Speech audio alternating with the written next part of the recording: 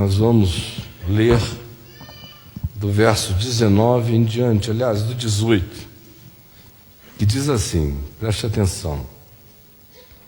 Jesus tinha acabado de dizer que o que ele trouxera não cabia nas estruturas vigentes. E aí, ele em seguida, diz o texto, é submetido a uma sequência de eventos, de episódios, todos relacionados à necessidade humana, à cura, a problemas na mente, a disfunções no espírito, a manifestações espirituais possuindo pessoas. E a sequência corre da seguinte maneira, do verso 18 em diante. Enquanto estas coisas lhes dizia, estas coisas que eu acabei de falar, que aconteceram no contexto antecedente, eis que um chefe, aproximando-se, aqui não se diz que chefe era esse, era chefe da sinagoga. E é interessante que ele tinha acabado de dizer que o pessoal viciado não iria captar nem discernir o significado do novo, exceto quando a necessidade bate à porta, que é o que a gente vê o tempo todo. O indivíduo critica, fala e diz o que quer, enquanto não dói. Mas na hora que dói,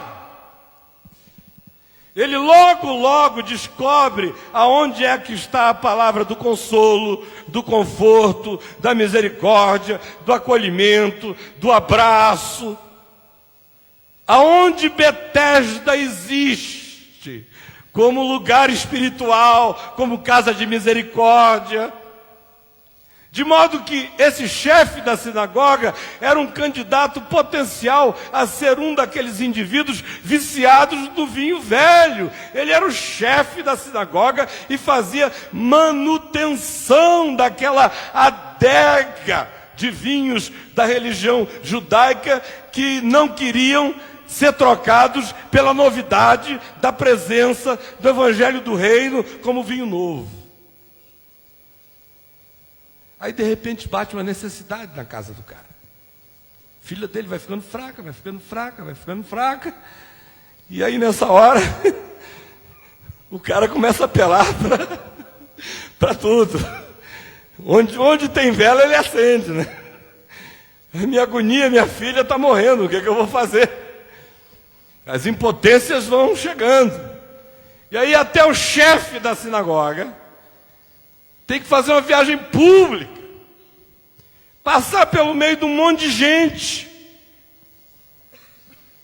com todos os seus cargos, suas funções, suas titularidades, sua respeitabilidade, seu judaísmo assumido. Mas a dor da filha que morre se impôs sobre todo esse aparato e essa estrutura falsa, que serve apenas para bloquear a gente em relação ao Evangelho do Reino.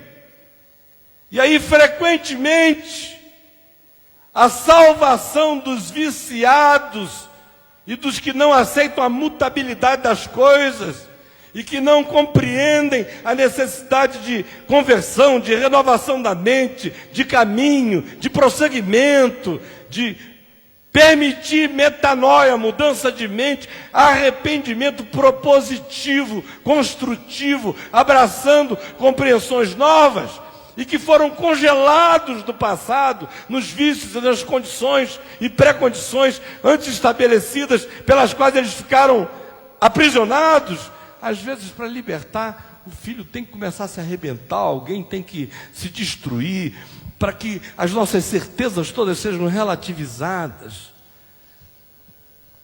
E o cara faça a viagem na direção do lugar da misericórdia. E é o que acontece aqui. O chefe da sinagoga, aproximando-se, olha só, o nome dele é Jairo, o adorou e disse: minha filha faleceu agora mesmo, vem e impõe a tua mão sobre ela e viverá.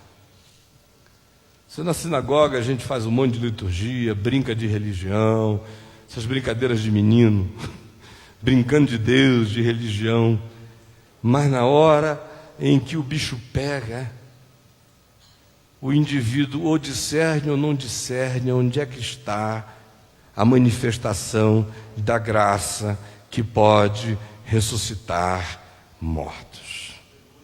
Aí ele vem e diz isso a Jesus. E Jesus, levantando-se, o seguia na direção da casa dele e também os seus discípulos. Enquanto eles estão indo, eis que uma mulher que durante 12 anos vinha padecendo de uma hemorragia, sem falar que a menstruação carregava cerimonialmente, naqueles dias, a pecha e a carga da impureza.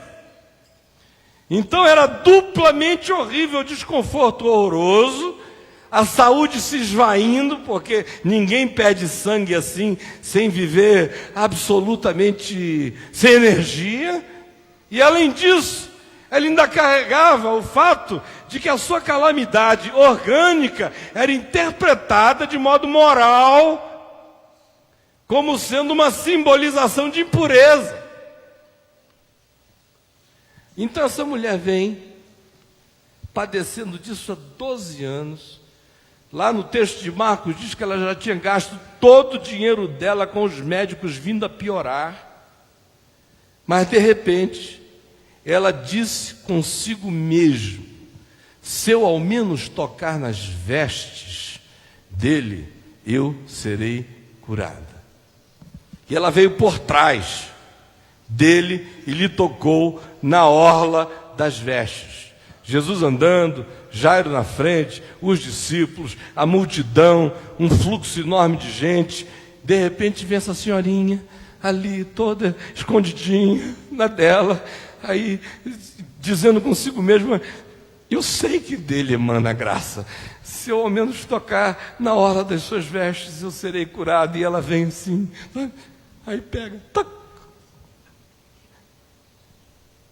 Aí ela sente que algo acontece, o fluxo estanca.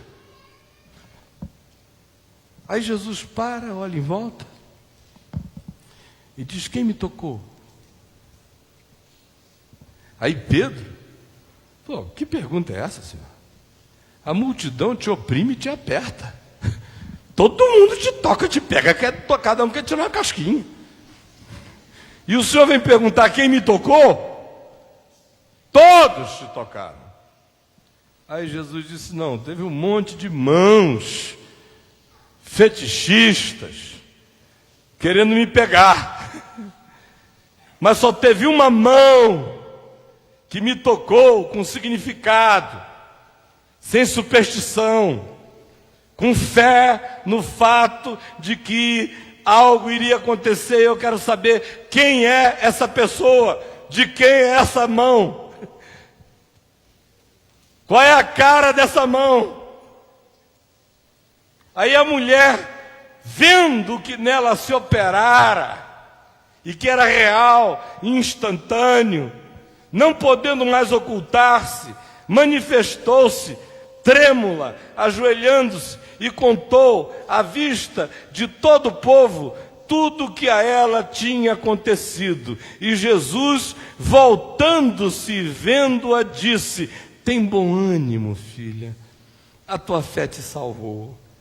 E desde aquele instante a mulher ficou sã. Aí eles continuam a viagem e chegaram na casa do chefe da sinagoga, e vendo os tocadores de flauta, que era comum naquele tempo, hoje em dia na Índia você ainda vê os funerais com carpideiras, com flautistas, com gente até contratada para fazer parte da funeralidade, da liturgia do sepultamento, da dor coletiva. Havia carpideiras de plantão. E ele chega lá e vê o funeral todo pronto, e o povo em alvoroço, e disse: retirai-vos, porque não está morta a menina, mas dorme. E diz aqui o texto, e riam-se dele.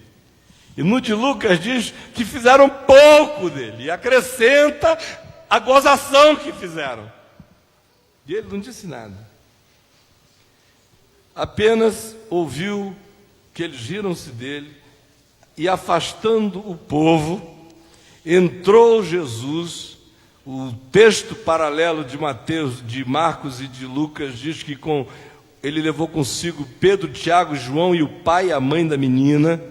Foram os únicos a quem ele deu acesso àquele quarto onde ela estava morta. E entrando ali, tomou a menina pela mão e ela se levantou. Talita cumi,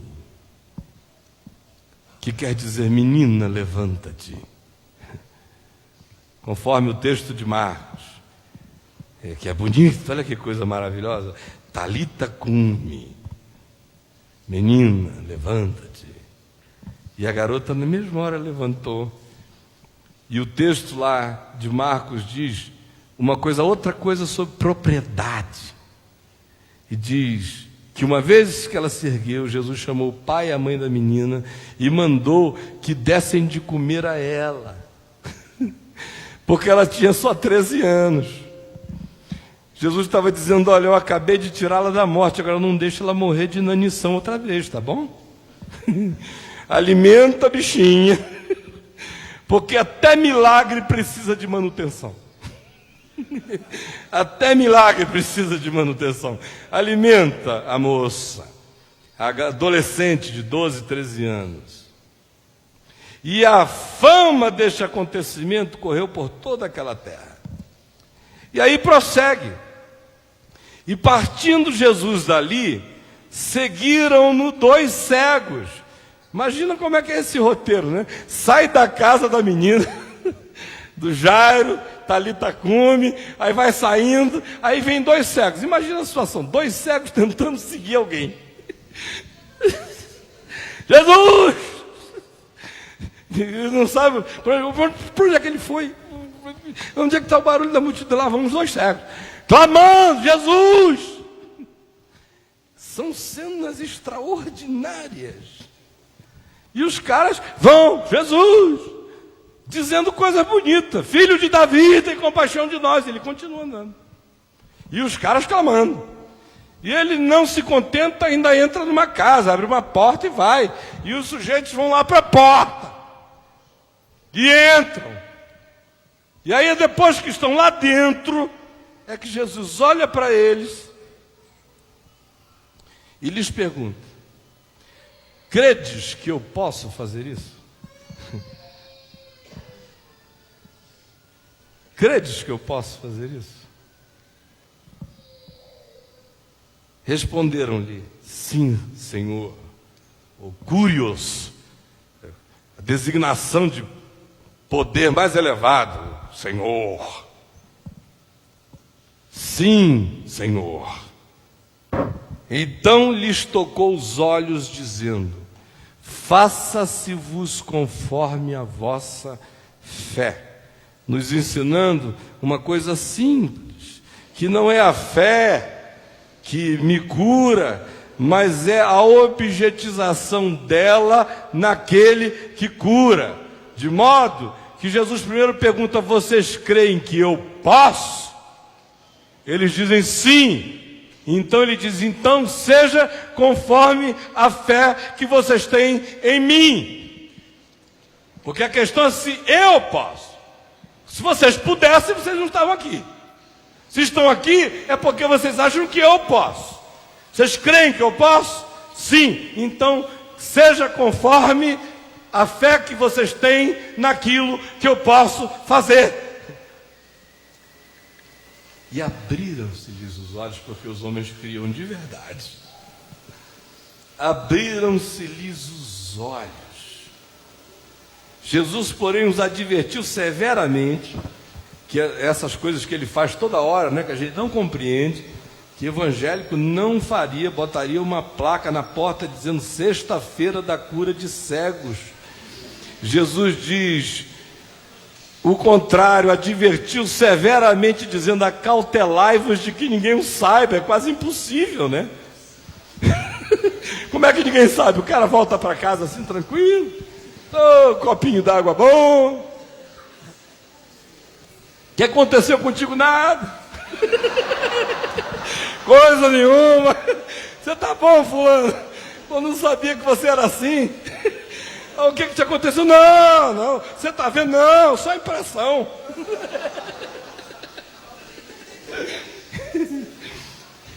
Jesus é muito esquisito. E é essa esquisitice do Evangelho que a gente precisa aprender. Essa esquisitice é esquisitice por causa da nossa idolatria marqueteira,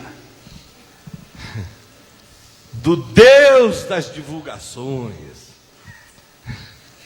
da proclamação dos nossos poderes.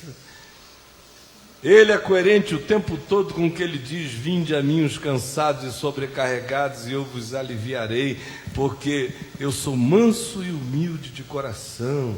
Ou como ele diz aqui em Mateus, mais adiante, no capítulo 12, quando se fala acerca dele, de que advertia severamente alguns aos quais ele curava, para que não o expusessem à publicidade, para se cumprir o que dissera o profeta: não contenderá, nem na praça se fará ouvir a sua voz, não esmagará a cana quebrada, e nem apagará a torcida, a lamparina que apenas fumega, até que faça vitorioso juízo e espalhe a justiça da graça de Deus pelo mundo, porque Ele é a esperança dos gentios. Aí o texto prossegue, né? Verso 32 diz: ao retirarem-se eles, foi-lhes trazido um mudo endemoniado. Que dia maravilhoso, né? Vai saindo, é uma fila da pesada. Lhe trouxeram um mudo endemoniado. O possesso não podia nem se expressar.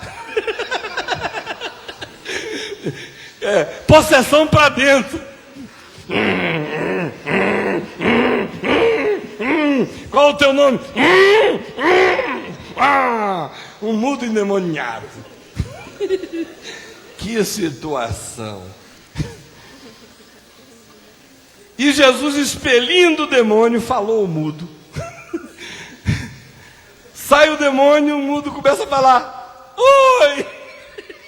Que maravilha, obrigado, glória a Deus. Começa a falar. E as multidões se admiravam, dizendo: jamais se viu tal coisa em Israel. Mas os fariseus murmuravam, dizendo: pelo maioral dos demônios é que ele expele os demônios. Porque fariseu faz qualquer coisa, prefere blasfemar contra o Espírito Santo do que admitir que Deus é livre para realizar a sua graça no vinho novo, no odre novo, nos modos novos, nos caminhos novos, que Deus é Deus e Deus é livre. E quem ficou cristalizado com aquela mentalidade congelada lá atrás, corre o perigo de estar vendo a invasão do reino. E ao mesmo tempo dizer: isso é coisa do diabo. De modo que a vida inteira foi assim. Jesus disse: se fizeram isso com o vosso mestre, não esperem que seja diferente com vocês. Esta é a história, este é o cenário que está diante de nós.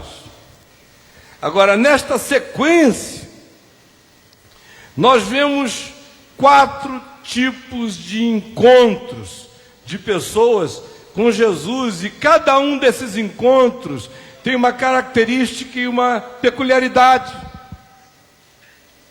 No primeiro encontro, que é o da mulher do fluxo, o que a gente tem é o encontro do ser incógnito com Deus. É a pessoa anônima.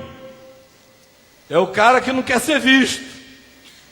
Tem muita gente que quer Deus de todo o coração, mas não quer ser visto. Uma vergonha. É a menstruação crônica. Eu recebo toda hora milhares de e-mails de pessoas que dizem: olha, eu sou de Jesus, amo a Jesus, quero a Jesus, mas não tenho coragem de aparecer porque eu tenho um fluxo hemorrágico. Ou porque eu já tive um problema no meu passado, que o povo lá sabe, eu não vou. Mas Jesus eu quero. Esse é o pessoal que vem por trás, que pega na orla, que não tem coragem de botar a cara para fora. Não é porque não queira se identificar com Jesus, mas não quer ser interpretada pelo povo.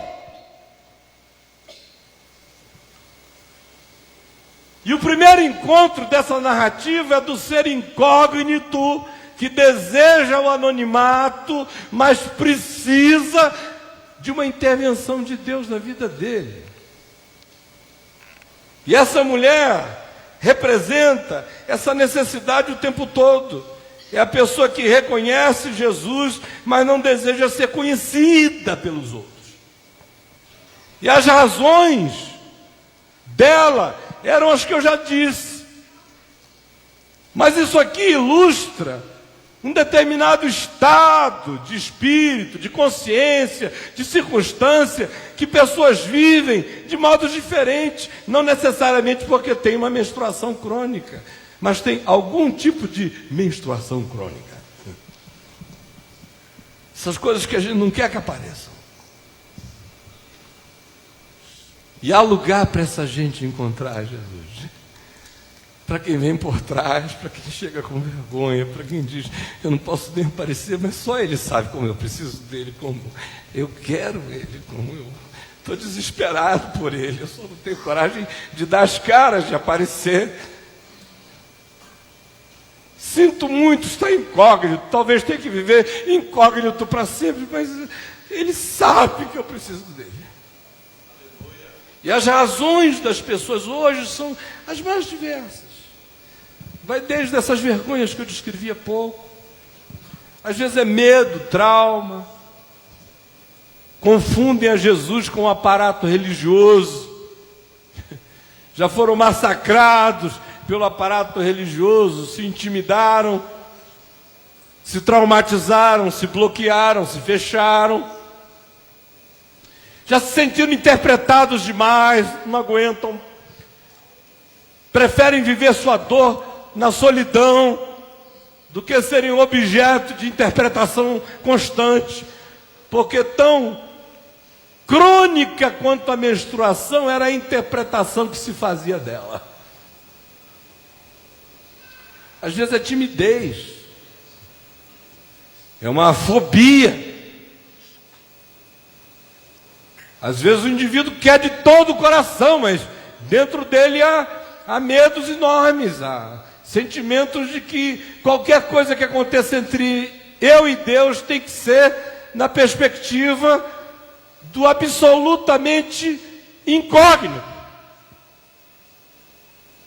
Por exemplo, tem gente assistindo na televisão que não pede um domingo, mas são seres incógnitos. Preferem ficar do lado de lá, eu vou lá, coisa nenhuma, sei lá o que acontece. Mas eles experimentam, como muitos têm experimentado, que a orla de Jesus chega lá. Que se a pessoa chega com fé e pega com fé, não importa onde ela esteja, na mesma hora ela vai ter que ouvir dentro do coração o eco dessa voz eterna: quem me tocou? Não importa onde você esteja, mas chegou a hora de você se declarar para mim. Eu já vi isso acontecer em tantas situações, às vezes por incompatibilidade cultural com a igreja. Tem um bocado de gente que confunde Jesus com igreja.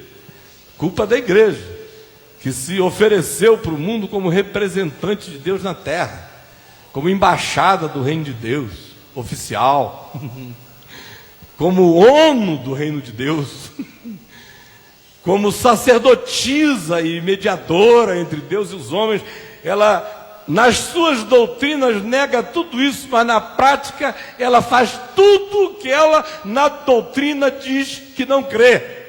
Na prática, a verdade é a seguinte: ninguém chega a Deus sem ser por meio da igreja instituída.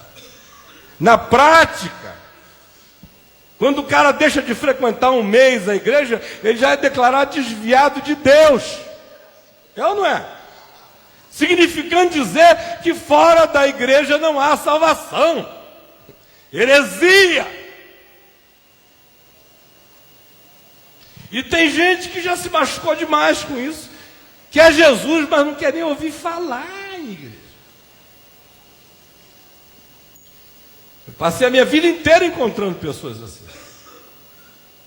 Agora mesmo eu me lembro, por exemplo, de um candidato à presidência da Venezuela, numa das 2 ou 3 ocasiões em que eu fiz trabalhos longos de evangelização lá, e que me procurou. Era um dos antropólogos mais respeitados do país. Levaram-no para me ouvir 1 noite, 2 noites. Eu via sempre aquele homem sentado bem na frente, bem vestido, uma aparência agradável.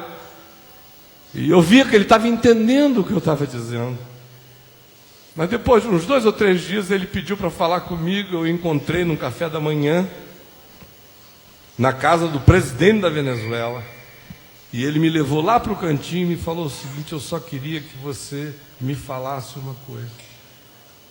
Pelo amor de Deus, me salva do cristianismo para eu poder encontrar Jesus.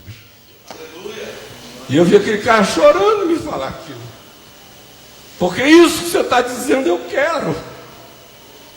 Agora o que está em volta eu detesto.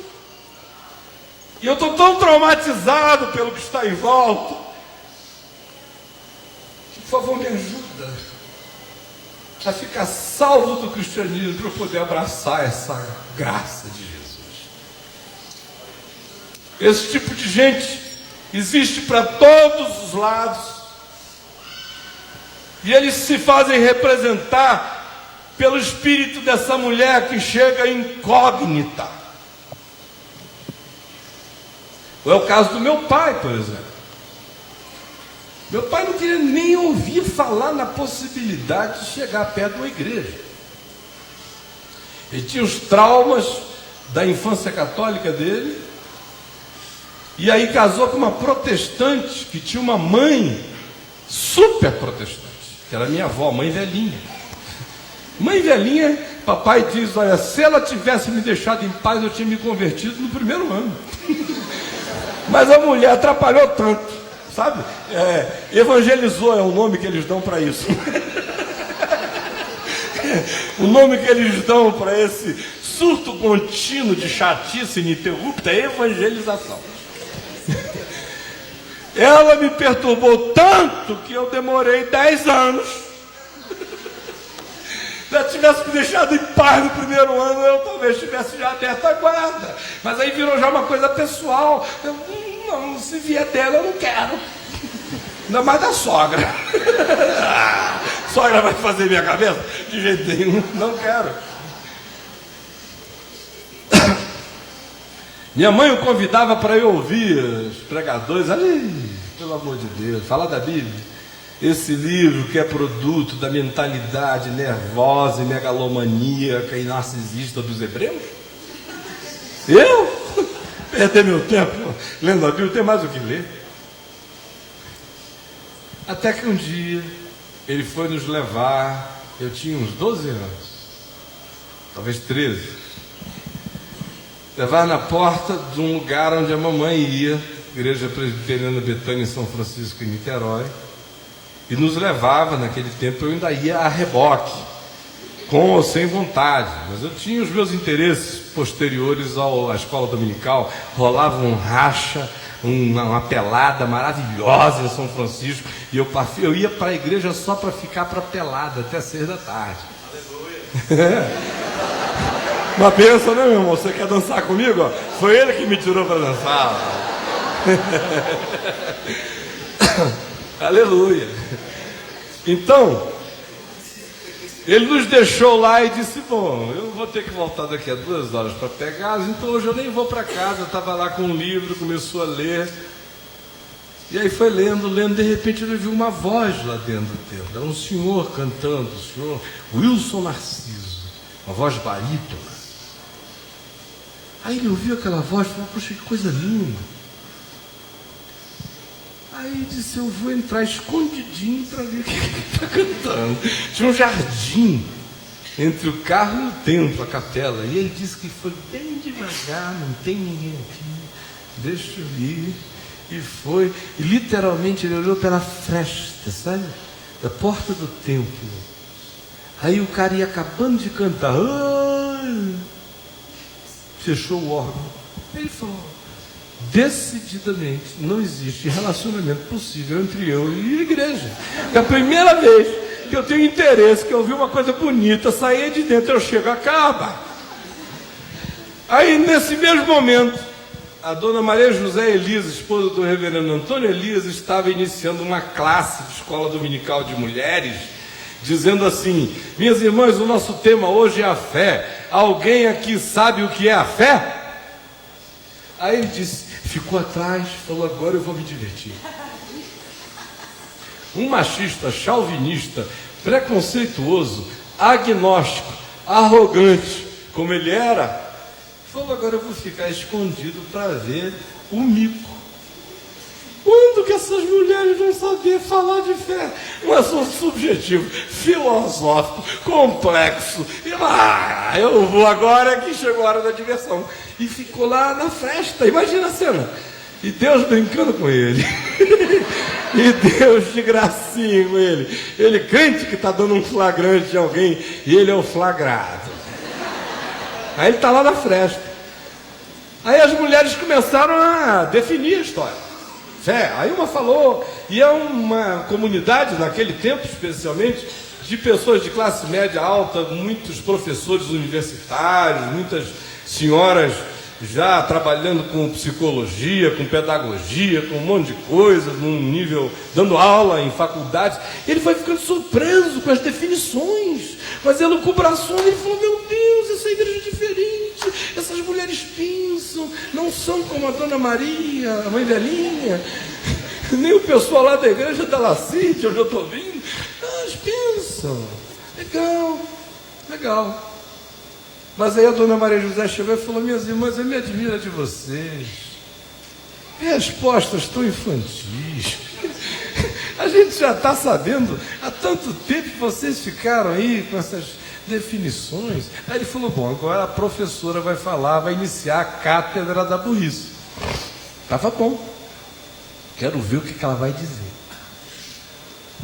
Aí ela disse, ninguém precisa definir fé assim. Abram em Hebreus 11:1 e leiam. Ora, a fé é a certeza das coisas que se esperam e a firme convicção de fatos que se não veem. Aí ele falou, meu Deus, que definição maravilhosa! Que coisa! Quem é que conseguiria definir fé numa frase? É a certeza das coisas que se esperam e a firme convicção de fatos que se não veem. Aí ele falou Hebreus 11:1. Voltou para o carro, continuou no livro dele, não disse nada para ninguém, incógnito. Chegamos à mesa, aquela mesa de casa de crente, né? Dia de domingo, galinha e macarrão. Tem aquela improvisação depois da escola dominical, passa na padaria, leva o galeto. Vocês sabem desses lanchinhos, né? E aí veio aquele almoço prejudicado pela escola dominical. Aí comemos. Quando acabamos de comer, mamãe está ali tirando as coisas e tal. Aí ele vira e diz assim, Laci, você poderia trazer uma Bíblia e abrir para mim Hebreus 11:1? Mamãe quase caiu. Oh, pelo amor de Deus, era o livro da mente nervosa, narcisista, megalomaníaca dos hebreus. Agora ele quer ler Hebreus 11:1. Parece que a brincadeira de Deus era tão interessante que ele falava dos hebreus, não era nem dos judeus. E a brincadeira de Deus foi tão acentuada com ele, que o texto que ele ouviu era Hebreus 11:1, sobre fé. Aí, mamãe foi lá, a gente ficou assustado, e eu ouvi aquilo ali, e digo, meu Deus, o que será que está acontecendo no poço aqui? Aí a mamãe botou diante dele e ele leu calado, aquele ali, Hebreus todinho, porque começa lá com essa declaração e prossegue, dizendo que sem fé é impossível agradar a Deus, porquanto é necessário que aqueles que de Deus se aproximam creiam que Ele existe, que se torna galardoador de todos aqueles que o buscam. Pela fé, Abel agradou a Deus, ofereceu o melhor sacrifício do que Caim. Pela fé, Noé sepultou o mundo antigo, porque creu no mundo por vir. E vem pela fé, pela fé, pela fé, pela fé, pela fé, pela fé. E é enfático, e é fé, e como a fé mudou o mundo, parou o sol, abriu os mares, botou príncipes poderosos para correr, fez bandos de clãs primitivas cheias de fé derrotar impérios, enquanto fortaleceu o coração de outros que foram cerrados pelo meio, que receberam pela ressurreição os seus mortos. E fala daqueles outros que suportaram o insuportável e peregrinaram pelos antros da terra, pelas cavernas, vestidos de peles de ovelhas e de cabras, sem terem o que comer, nem onde pousar, porque contemplaram a riqueza por vir e não negociaram a sua consciência no imediato. E aí, ele ficou impressionado, virou para nós e falou, meu Deus, eu não sabia que a Bíblia era capaz de uma narrativa tão linda quanto essa shakespeariana. Shakespeariana é uma literatura maravilhosa, um homem culto não pode ficar sem ler uma literatura dessa. E aí ele entrou nessa, vou ler literatura. Aí abriu aqui em Gênesis. Aí minha mãe, muito malandra, quando ele abriu aqui em Gênesis, começou a querer ler Gênesis, ela falou, olha só meu filho, deixa eu te falar uma coisa, esse é um livro diferente. Aí ele falou, é porque esse livro aqui, se a gente lê do início, a gente não entende nada, a gente só entende quando a gente lê o fim primeiro.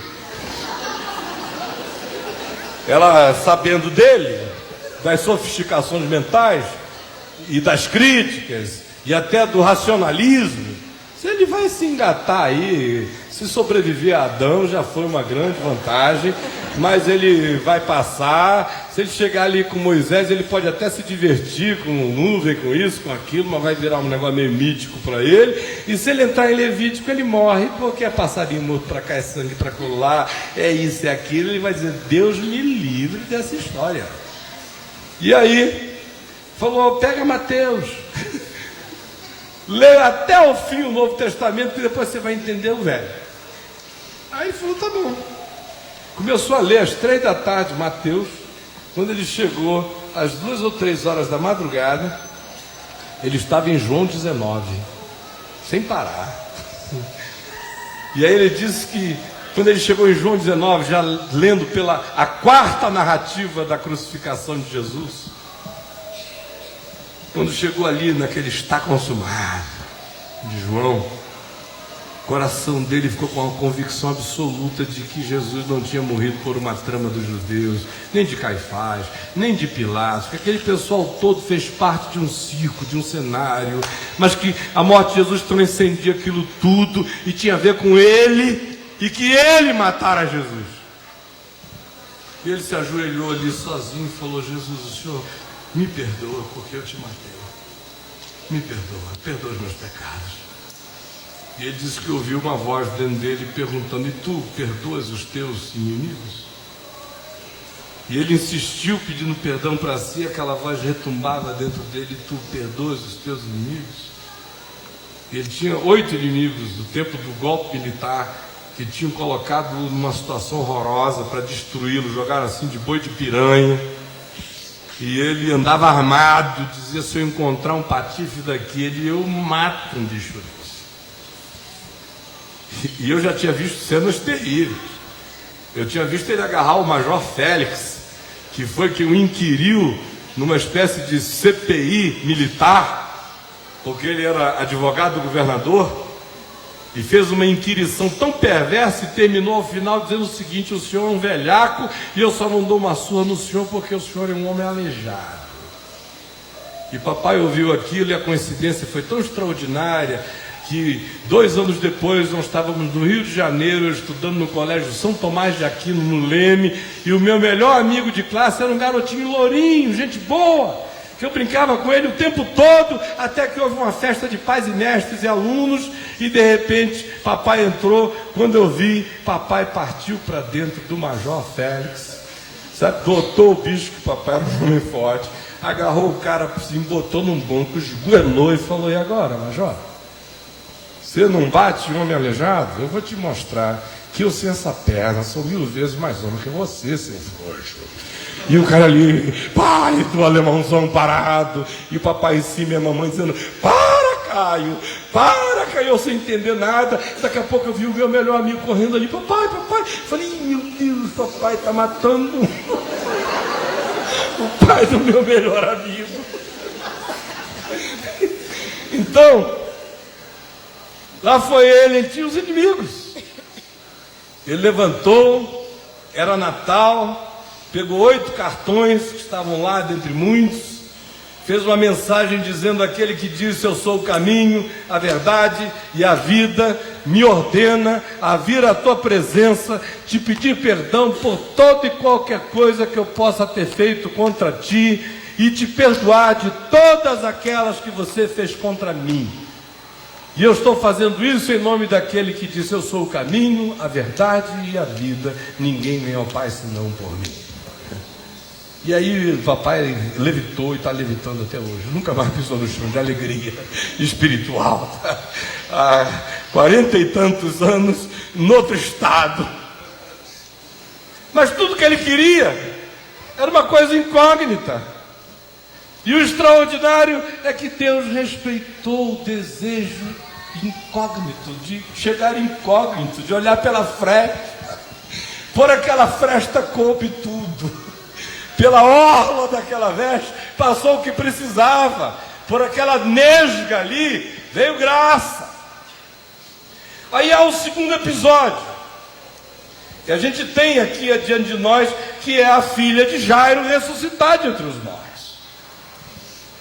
E Jesus dizer que ela estava só dormindo. E o extraordinário é que aqui a gente tem o encontro de Jesus com o ser inconsciente. Porque a menina estava inconsciente. É um Deus que fala ao inconsciente humano. É um Deus que diz: Talita, cumi. E a menina morta ouve.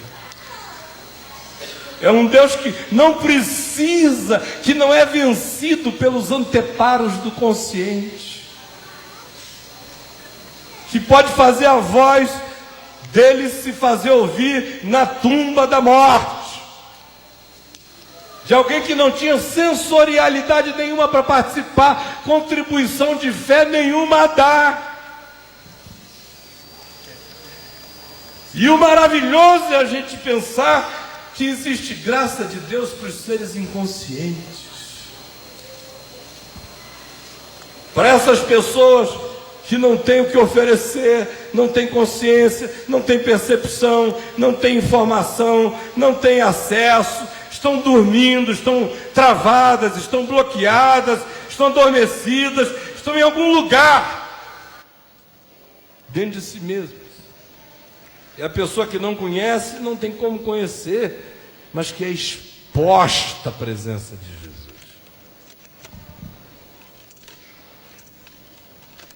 E essa é uma coisa extraordinária, é o que alimenta o coração de pai, de mãe, de muita gente, orando por uma quantidade enorme de pessoas que parece que estão impossibilitadas de ouvirem, receberem, estão bloqueadas.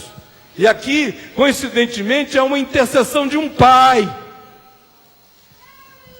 Quantos pais há hoje aqui orando por filhos que estão, parece que nesse estado de zumbificação? de catatonismo, de catalepsia psicológica e espiritual. O cara está ali morto. E há esperança para esse ser que não tem como responder e nem participar, mas que é exposto a essa presença de Jesus. E eu já vi isso acontecer tantas vezes na minha vida. Talvez uma das mais significativas para mim pessoalmente era um amigo que eu tinha na televisão Globo, lá em Manaus, onde eu iniciei a pregar. Com 19 anos de idade, o diretor técnico era um rapaz chamado Rosivaldo. E o Rosivaldo sofreu um trauma extraordinário na vida. Eu estava aqui em Brasília, coincidentemente, aliás, em Taguatinga, pregando na primeira igreja presbiteriana de Taguatinga, em abril de 1979, quando o reverendo Adail Sandoval era pastor lá, antes dele vir aqui para o plano piloto. E quando eu voltei para casa, no aeroporto, meu pai me disse: nós não vamos para casa, a gente vai direto para o hospital, porque o teu amigo tentou suicídio de verdade. Ele teve uma experiência horrorosa, entrou em pânico, numa angústia imensa e tentou se matar de fato. Conseguiram salvá-lo, mas ele está todo debilitado lá.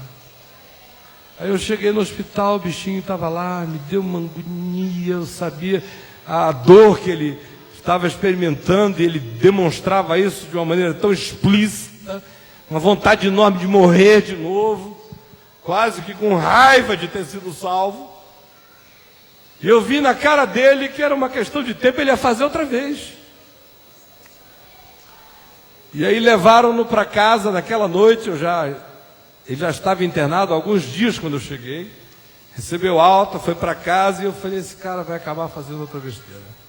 E me deu uma agonia tão grande, que aí por volta das 11 horas da noite, eu abri a janela do meu quarto, me ajoelhei na janela, botei a minha mão na direção da casa dele, no bairro do Japiim, em Manaus, e fiquei orando mais ou menos de 11 horas da noite até as 5 ou 6 da manhã. Eu não dormi a noite inteira clamando por ele, pedindo a Deus que desse a ele, olha só a ousadia, dando ideia para Deus. Falei: Senhor, eu quero pedir que tu faças o meu amigo, que tu invadas o sonho dele, o inconsciente dele, que tu faças ele sonhar com o bom pastor e com os pastos verdejantes. Aí depois eu falei: agora eu queria pedir que o Senhor ajudasse a ver, mostra para ele os dois caminhos, o da vida e o outro. Aí fui pedindo aquilo ali a ele, falei: agora, Senhor, eu queria pedir que tu revelasses a ele o fato de que tu és o pastor dele. E fiquei orando e pedindo a Deus que desse esses sonhos aí. Quando o dia amanheceu, eu fiquei por ali, tomei um café, meio angustiado, louco para dar 8 horas, que eu digo: não vou bater na casa do homem antes disso. Mas quando deu 8, eu para lá, cheguei lá, alguém na casa me atendeu, falei: por favor, gostaria de falar com fulano. Aí ela disse: olha, ele saiu para trabalhar, já tem 1 hora. Aí eu falei: o quê? Ele saiu para trabalhar? Ele está na televisão. Aí eu corri para lá, ele estava no estúdio. Ajeita esse spot aqui, muda aquela luz para lá, não sei o que, dando ordem para todo mundo, naquele agito de todo dia. Quando eu entrei, ele me chamava de preacher. Aí quando ele me viu assim, ele falou: preacher! Eu falei: meu irmão, tá tudo bem? Ele falou: tá tudo bem. Aí eu falei: eu sei que tá tudo bem, você quer que eu te conte o que te aconteceu ou você quer me contar? Aí ele falou: então vem comigo aqui. A gente foi lá para uma sala. Aí eu falei: eu estou falando sério, você quer que eu te conte ou você quer me contar? Aí ele falou: não, me conta. Eu falei: eu pedi a Deus para te dar um sonho, para você ver os pastos verdejantes e as águas tranquilas da tua alma. Aí o cara começou a chorar. Eu falei: eu pedi a ele para te mostrar 2 caminhos. E eu pedi a ele para mostrar que Jesus é o pastor do teu ser. Aí ele falou, olha, você não vai acreditar, eu passei a noite sonhando essa sequência de sonhos, do jeito... E ele foi me descrevendo os detalhes da coisa toda. E eu ali, menino, com 20 anos de idade, aprendi por mim mesmo, no meu coração, que Deus visita o inconsciente daqueles que não estão com possibilidade de serem visitados, porque estão todos bloqueados, e esse ainda estava à distância, e lá vai Deus e entra no inconsciente dele e fala com ele, Talita cumi. Levanta. Aí a gente tem um terceiro episódio, que é o encontro de Jesus com o ser consciente, que são esses dois cegos, que têm consciência, mas têm limitação, consciência suficiente para, apesar da cegueira, andarem atrás, seguirem, clamarem, designarem-no como filho de Davi, insistirem o suficiente para chegarem até a porta dentro da qual ele se havia posto, dentro de uma casa, e invadiram o lugar. A consciência era tão grande, a disposição tão imensa, que a relação se configurou com a propriedade daquela própria procura. Porque Jesus chega e pergunta a ele, que não pergunta a ninguém, a eles. Sou filho de Davi? Estão pedindo misericórdia? Vocês creem que eu posso fazer isso? Porque a consciência tem que responder. A consciência tem que dar respostas. A inconsciência não precisa responder, mas a consciência tem que responder. O cara busca, o cara anda, vai atrás, declara, é o Messias, é o filho de Davi, é isto, é aquilo. Meu amigo, você tem que confessar, tem que responder e tem que assumir. E há perguntas a serem feitas. Isso não pode ser só um jargão da boca para fora. Você está confessando com a boca, eu quero saber se isso vem do coração, e eu só vou saber se isso vem do coração da seguinte maneira: vocês creem que eu posso fazer isso? Cremos, Senhor. Tá bom, então seja conforme a vossa fé. Porque quando a gente atinge estados de consciência, tem que ser daí em diante conforme a nossa fé. E a consciência vai ter que crescer, porque não é a fé que realiza o milagre, mas é a fé que se concentra em Jesus. E Jesus se manifesta para o ser consciente conforme a consciência. Por isso ele diz, seja conforme a vossa fé. Eu acho que pouca gente sabe que aquele psicólogo, psicanalista, que foi famoso nos anos 80, junto com a Marília Gabriela, que fazia um programa chamado TV Mulher, chamado Eduardo Mascarenhas, morreu batizado e confessando o nome de Jesus. Alguém aqui sabia isso? Então, um cara que tinha consciência suficiente para ter que dar respostas. Eu fiz muitas perguntas a ele, ele deu muitas respostas. O teu trabalho não é entender a mente dos outros, não é o da consciência? Então, pela via da consciência, a palavra chegou lá. E ele me ouviu um dia falar de maneira muito mais complexa, uma coisa que eu falei algum tempo atrás aqui sobre o Gadareno. E ele ficou tão impressionado com a arquitetura daquela construção, que aí começou a me procurar, e aí ia na minha casa e queria saber mais. Me fala de Jesus desse jeito, assim que você fala, né? Esse aqui eu entendo. E a gente conversou. Depois de 2 anos, ele apareceu com câncer. E o câncer foi galopante. Enquanto isso, a gente vinha conversando. E ele, depois de estar com câncer e de muita conversa, foi na casa dele, que ele já não podia mais sair, mas antes disso, no casamento da enteada dele, eu fui lá fazer, e enquanto eu estava pregando para o casalzinho, e aquele grupo de pessoas ali no Country Club, lá no Rio de Janeiro, as pessoas em pé ouvindo num gramado, eu olhando para ele, eu fui vendo que ele foi ficando pálido. E o câncer estava instalado, ele sabia o combate que ele estava tendo, era quimioterapia, radioterapia, ele estava no perrengue. E eu fui vendo o rosto dele ficando pálido, pálido, pálido, aquele homem alto. Aí quando eu acabei de falar, eu estava falando justamente sobre esse texto. Jesus não contenderá, na praça não se ouvirá a sua voz, não esmagará a cana quebrada, nem apagará a torcida que fumega. E quando eu acabei de falar, ele veio assim para mim com os braços abertos. E ficou olhando assim para mim com os braços abertos. E falou: olha, enquanto você falava, foi ficando tão claro, tão claro, tão claro, tão forte, tão poderoso, que eu fui sendo levado. E eu fui. De repente, meu amigo, era como se o cosmos tivesse parede. Eu estava imprensado contra o fim do universo, onde não tinha mais para onde ir, a parede do cosmos. E eu tive que abrir meu braço para Jesus. E eu me senti transfixado pela espada do amor de Deus. Ele falando com as palavras dele em lágrimas, falou: eu quero ser batizado. Aí eu o batizei na casa dele, ficamos muito tempo. Um dia ele me disse: olha, eu tenho que te confessar uma coisa, eu tenho um problema ainda. Eu falei: qual é? Eu tenho um problema com a virgindade de Maria. Esse negócio de mulher sexuada. Eu gostei tanto de mulher minha vida inteira. Meu grande problema foram as mulheres. E de repente chega assim, a mãe de Deus, a mãe de Jesus.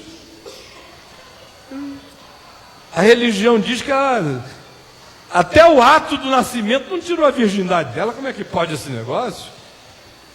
E a religião diz que depois ela continuou virgem para o resto da vida. Isso para mim é uma mutilação. Aí eu falei: primeiro você está equivocado, isso é uma tradição religiosa que diz assim. O Novo Testamento diz que ela deu à luz ao seu primogênito, que José não a conheceu até que Jesus nasceu, mas daí em diante, meu amigo, a festa começou, né? Tiveram muitos filhos, o Evangelho fala dos irmãos, das irmãs, dos filhos. Aí ele virou para mim e falou: mas você não acha esquisita essa imagem? Ela me faz mal. Eu falei: não, eu não tenho nenhum problema, porque a minha santa de devoção é uma outra. Eu batizei e o sepultei. Mas é um exemplo claro desse indivíduo que não está enxergando, mas quer. Sabe que tem algo. Está buscando, está indo atrás. Chega, encontra, declara, discerne, fala, mas tem que responder perguntas e tem que ser conforme a sua fé. E no dia que ele estava morrendo, ele falou para a esposa dele: olha, eu sei que eu vou morrer hoje, mas eu quero esperar o Caio voltar. Eu estava aqui em Brasília resolvendo algumas coisas, me ligaram, eu corri para lá, cheguei no hospital, ele estava nas últimas e ele estava te esperando. E aí eu falei palavras de Jesus com ele, orei enquanto eu orava, ele foi apagando, partiu. E no dia seguinte nós o sepultamos. Estou dizendo isso a você, porque quem quer que tenha consciência vai ter que ter a coragem de responder. E vai ter que ser conforme a sua fé, meu irmão.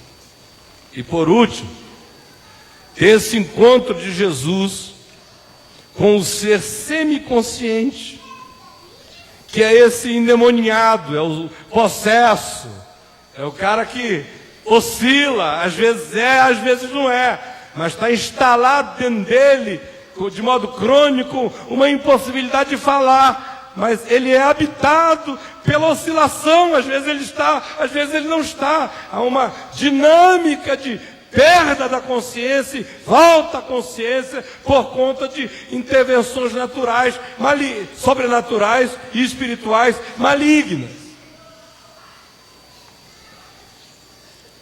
Aí Jesus simplesmente fala, e o demônio sai, e o homem abre a boca. É a pessoa que é trazida, porque é possuída, e carrega esse estado de oscilação frequente. Às vezes a gente fica pensando que o surtado não tem esperança. Mas Isaías diz que no caminho, com C maiúsculo, Isaías já usa essa expressão lá, que no caminho, se chamaria caminho santo, até o louco andaria por ele. Esperança para o surtado, para o que vai, para o que vem, para o que oscila, até o louco anda nele. E não é. Pode falar todas as maluquices, para ter uma maluquice que ele não fala, ele sabe qual é o caminho.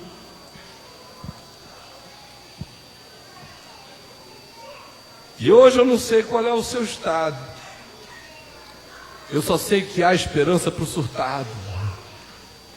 E sei de todo o meu coração que existe uma quantidade enorme de bloqueios na vida humana que são resultado de irresoluções espirituais, ou de presenças espirituais, ou de psiquismos espirituais, ou de forças demoníacas, ou de construções psicológicas demoníacas em nós, que às vezes nos travam, nos bloqueiam, nos emudecem, nos ensurdecem, nos entopem, nos paralisam, inviabilizam nosso relacionamento com o mundo exterior.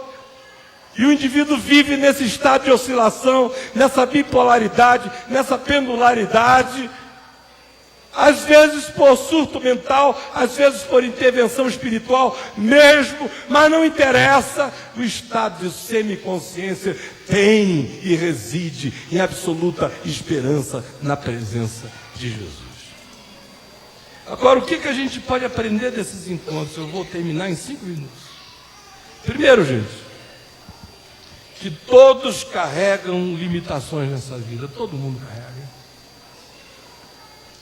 Tem uma que sangra, tem uma hemorragia, não tem ninguém sem espinho na carne, não tem ninguém sem uma dor em casa, não tem ninguém sem uma angústia na família, não tem ninguém sem alguma coisa em si que esconde. Nessa sequência aqui, uma é hemorrágia. Outros não têm visão, não têm percepção. Outros não têm capacidade de se comunicar, foram emudecidos pelo mal. Mas seja lá o que for, ou mesmo aquele que está mergulhado no estado de inconsciência, as limitações podem ser de qualquer natureza, porque as limitações existem. Quem não as conhece é aquele que disse: os impossíveis dos homens são possíveis para Deus. Segunda coisa que a gente precisa saber é que todos foram encontrados onde estavam. Ninguém teve que se maquiar, a mulher não teve que lavar a hemorragia para ser objeto da graça, não teve preparação para nada, não teve coisa nenhuma. Aqui é verdade, venha como está, não é malogro, como acontece às vezes na igreja, né? Que engana a moçada. Olha, venha como está, Jesus te ama, Jesus te quer, não interessa quem você é, apareça, vem agora, atenda e tal. E o pobrezinho acredita, vem só para descobrir que foi só uma sedução, porque os caras dizem: olha, tá legal, você aceitou Jesus, mas daqui para frente, olha, pega essa lista aqui, e se você não se conformar com esse negócio aqui, você está danado. Agora aqui isso não é brincadeira. Quem está sangrando, venha sangrando. Quem quer ficar incógnito, chega incógnito. Eu te garanto que você não vai ficar depois mais incógnito, porque a graça vai te tocar tão profundamente que você vai declarar-se. Você vai dizer: eu quero, eu sou dele, ele fez isso em mim. Pode vir limitado, tateante, sabe, mas não vê, pressente, mas não sabe onde é. Pode estar no sono da inconsciência, pode ser o que for, limitações todos temos. E é fato e é verdade que todos foram encontrados onde estavam e como estavam, porque o encontro com Jesus é o único encontro de fato. Pois é nesse encontro que você pode achar e ser achado como está. Porque não há barganhas. É você como você é. É você desejado como você está. E é você sendo convidado para que, não importando como esteja, não é você que se autocura. Se a mulher do fluxo pudesse se curar, ela teria se curado há muito tempo atrás. Se os cegos pudessem abrir seus próprios olhos, eles o teriam feito. Se Jairo pudesse levantar sua filha, ele teria feito. A angústia faria isso na primeira hora. Se o processo pudesse falar, ele mesmo dizia: me ajuda porque tem uma coisa ruim aqui dentro. Mas nem a coisa ruim ele podia expressar. Depois, a gente vê que todos tiveram que se manifestar. É uma coisa interessante, gente, é que você chega incógnito, mas você tem que se manifestar. Você pode estar no estado de inconsciência, mas você vai ser chamado a se manifestar. Talita cumi, levantar. Aparece. Você pode estar na cegueira, mas você vai ter que responder. E você pode estar mudo, mas a cura vai fazer você se manifestar e falar. Portanto, algo que é comum a tudo que aqui acontece é que cada um que encontra Jesus agora tem que se manifestar. O encontro manifesta o mal, porque cada um deles carregava os seus próprios males, mas o encontro com Jesus aconteceu pela consciência do próprio mal que a pessoa carregava, ou porque outros identificavam aquele mal nela e a levaram. E aqui eu queria dizer uma coisa a vocês. Tem gente que pensa que encontra Jesus e aí a vida toda fica tranquila. Primeira coisa que acontece quando a gente encontra Jesus é que o encontro com Jesus manifesta o mal na gente. Manifesta o mal na gente. Isso aparece. Porque não existe cura para males que não se manifestam. Males não manifestados são enfermidades cronificadas. Então é condição sine qua non que o encontro com Jesus suscite o sangue, a dor, o pranto, a inconsciência, a cegueira, o mutismo, as impossibilidades da vida, todas se evidenciam. Se houver no coração a pulsão e o desejo do encontro, todas as coisas vão cooperar, e mesmo os piores males vão acabar servindo de adubo para que a graça intervenha, e a hemorragia cesse, e a menina levante, e os cegos vejam, e os mudos falem. Todo mundo encontrou a mesma graça. Está disponível para todos, aberta a todos, acessível a todos, não custa nada, e preste atenção apenas nisso, não custa nada esse encontro, mas pode custar a sua vida não aproveitá-lo. Você podia repetir isso comigo? Não custa nada esse encontro, mas pode custar a minha vida não aproveitá-lo. O encontro é de graça, mas não aproveitá-lo é desgraça.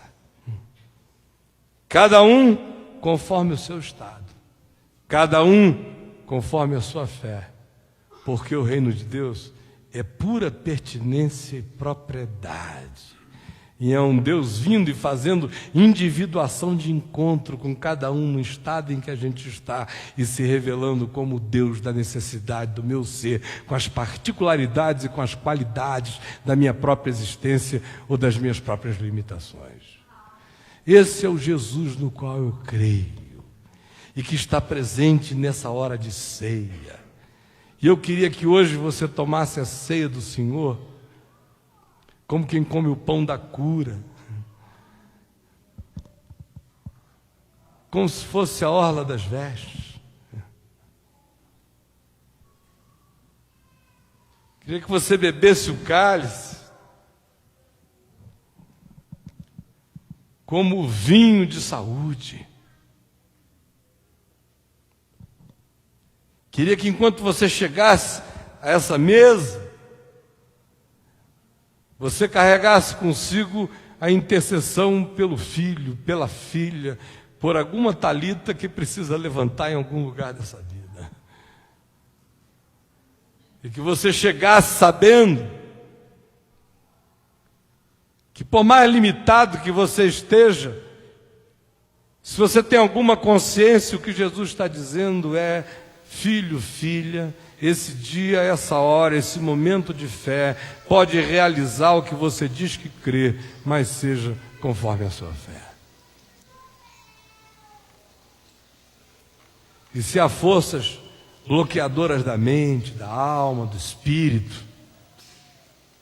se há mutismos e claustros psicológicos e celas interiores, amarras interiores, possessões que geram a incapacidade do ser se abrir para a vida, que em nome de Jesus você seja despossuído disso, para que você se abrace a vida como um todo na graça de Jesus. Então essa é a ceia da cura, dessa graça divina para todos nós. E eu queria que a gente participasse desse momento com essa certeza: eis que eu estou convosco todos os dias até a consumação dos séculos. Não vos deixarei órfãos, voltarei para vós outros, eu enviarei o Consolador que está convosco. Vamos curvar nossa cabeça.